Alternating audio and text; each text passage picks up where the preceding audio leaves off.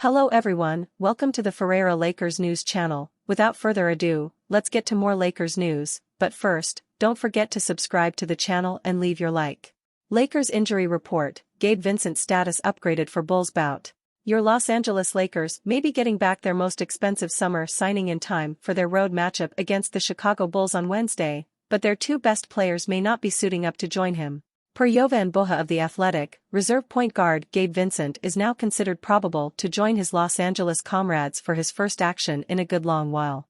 The club's all-star frontcourt tandem of LeBron James and Anthony Davis are both listed as questionable to play. Reserve power forward Jared Vanderbilt is considered to probable. Jared Vanderbilt admits he's still playing through pain with heel injury. Despite returning for the Lakers in recent games, Jared Vanderbilt admitted he's still playing through pain in his heel. Of all the injuries the Lakers have battled through this season so far, the most challenging has likely been Jared Vanderbilt's. Such a unique player that was such an important part of their defensive identity last season, Vando missed the opening 20 games of the season. A player whose skill set you cannot replicate, the Lakers were not the same team this season. His return has brought some sense of normalcy, but it hasn't returned the Lakers to normal yet.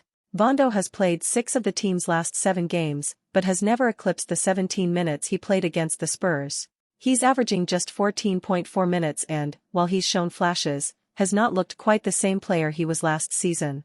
After Monday's game against the Knicks, Vando offered some insight into why that may be, admitting he's still playing through pain in his heel. "It's limited what I do," Vanderbilt said. "I'm trying to make the most of it, try to stay on top of it. It's a tough injury. Just try to stay on top of it and try to make the best of it. It's still a process. I've played 5 games now. I wasn't expecting it to come back overnight. Keep trying to stay positive, keep pushing through it." The surest sign that the foot is still bothering him came in that Knicks game when he was forced to the sideline after aggravating the injury. He returned to the game, but it was one of the first real looks at how much the injury is still bothering him. For now, he's still uncertain how much longer he expects to be limited. "I don't even want to put a game on it," Vando said. "There's no expectation of when it'll come back." This begs the pretty natural question of why he would come back if he's still less than 100%. Well, he's just as aware of how important he was last season and how good the Lakers can be this season. "Because we have a chance," Vanderbilt said. "I consider us a contender and I know how far we can go full healthy. That's the reason I tried to come back and fight through it." What's clear is that Vanderbilt is pretty limited in what he can do right now. And if his minutes aren't increasing, then it feels fair to start to assess if it's worth having him out there and if he'd be better served taking a couple more weeks off and getting back to full health. Proposed Lakers trade lands $67 million most improved player. The Los Angeles Lakers have righted their ship, shaking off a 3-5 start to go 12-7 in the 19 games since. They have, however, struggled away from cryptocurrency arena, losing 3 of their last 4 games, with 2 of those losses coming on the road. Los Angeles is 5-9 on the road this season and just dropped their lone home game, 114-109 to the New York Knicks on December 18, in between a pair of 3-game road trips. This recent stretch may have laid bare their need for more firepower with descending final scores in each of their last 4 contests. Injuries have played a part, but that may be all the more reason to beef up their talent where possible. Utah Jazz forward Lauri Markkanen could be an ideal trade target. Lakers get Lauri Markkanen, Chris Dunn. Jazz get Gabe Vincent, Jalen Hood-Schifino, 2029 first-round pick, 2030 first-round pick swap.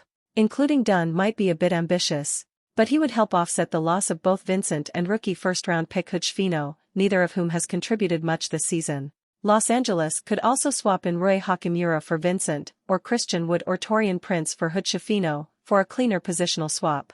This trade could maximize Anthony Davis, allowing him to focus on his greatest strength, his defense, pairing him with a consistent offensive threat in the frontcourt. Markkanen, 26, is averaging 23.2 points on 62.8% true shooting with 4.5 rebounds and 1.3 assists. He is also connecting on 38.4% of his 8.1 three-point attempts per game, numbers that would rank 3rd and 1st, respectively, on the Lakers. He is in the 3rd year of a 4-year, $67.5 million contract. The deal is only partially guaranteed for $6 million of the $18 million he is owed next season. Markkanen is the reigning most improved player of the year. Dunn, 29, is averaging 4.7 points and shooting 36.4% from deep. He would bring hard-nosed defense to the Lakers' backcourt, though consistency has always been an issue. He has a rapport with Markkanen dating back to their time together with the Chicago Bulls, though. Most importantly, Markkanen may be available. Lakers could try poaching Jazz's Lauri Markkanen. Lauri Markkanen has indeed emerged as a fascinating, albeit unlikely trade candidate before February's buzzer, wrote Jake Fisher of Yahoo Sports on December 15. The Jazz are by no means expected to trade the 7-foot sharpshooter at this juncture. But Utah has indeed left opposing executives with the sense that Markkanen is no longer untouchable. The Jazz and Lakers came together on a 3-team trade with the Minnesota Timberwolves at last year's deadline. Utah had the look of a contender amid Markkanen's breakout campaign. This season, they are 10-17 and sit 12th in the Western Conference standings. They would not even qualify for the play-in tournament if the regular season ended today. Perhaps that reality will compel them to part with Markkanen, though he won't be cheap to acquire. Insider speculates on Jazz's asking price for Lauri Markkanen trade. My impression from talking to teams is that it's something resembling the haul the Jazz received for Mitchell and Gobert, so 5-ish firsts and/or players of comparable value, wrote Kevin O'Connor of The Ringer on December 18. This is a lot for Markkanen, but his qualities seem like a fit for virtually any scenario you can imagine. Fisher named the Atlanta Hawks, Oklahoma City Thunder, and Sacramento Kings as the rumored trade suitors for Markkanen. A bidding war would only drive up an already high price for Markkanen, which the Lakers may not be able to afford. For the most part, those other teams would be able to offer more immediate returns with their draft compensation than the Lakers. But the Lakers could try selling the Jazz on their roster being the oldest of the four. There is uncertainty ahead, potentially making their picks the best of the bunch.